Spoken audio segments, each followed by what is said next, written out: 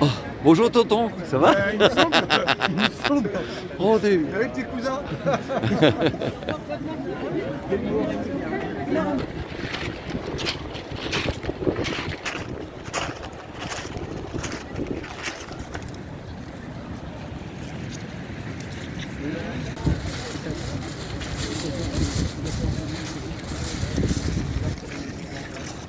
Avant de commencer ce qu'on a à vous dire, je voulais quand même avoir une pensée particulière pour nos camarades, amis et militants de Calais qui, dans ce drame, souffrent énormément de la situation.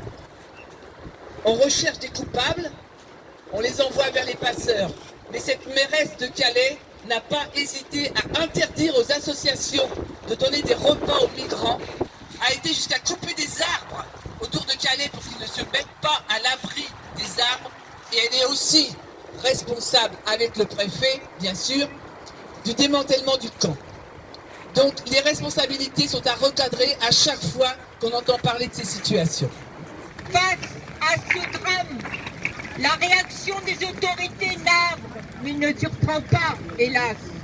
L'indécence d'abord.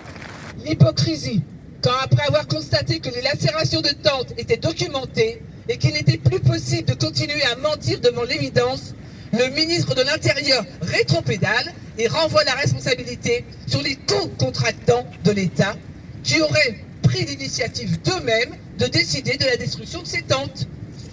L'horreur, enfin, quand le ministre de l'Intérieur affirme que les migrants utilisaient des bébés et menaçaient de les jeter sur une eau à quelques degrés si les policiers venaient les interpeller, ou que les premiers témoignages de rescapés du naufrage du 24 novembre dénoncent l'inaction des secours français et britanniques. L'État doit en finir avec sa politique de déni, en cherchant à invisibiliser ou à faire fuir les personnes étrangères. Il n'aboutit qu'à les mettre toujours plus en danger. Il doit cesser d'attenter à la dignité de ces femmes et de ces hommes qui ont fui le danger dans leur pays et qui vivent désormais dans l'angoisse de perdre le peu qui leur reste. Il faut le réaffirmer, la solution à l'hécatombe migratoire ne passe pas par l'envoi d'un avion de Frontex, cette agence européenne soupçonnée d'être complice de violations des droits humains en Grèce, ni par la seule dénonciation des accords du Touquet qui délocalisent les frontières britanniques sur le sol français. Elle ne passe pas non plus par l'intensification de la lutte contre le trafic migratoire dont les réseaux ne prospèrent que grâce au durcissement des contrôles aux frontières. Il faut le dénoncer.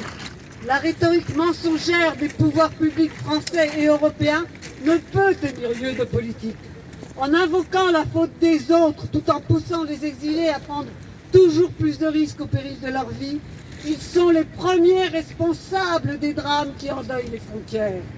La France doit prendre acte de la présence d'exilés depuis les années 1990 et leur offrir des conditions de vie dignes.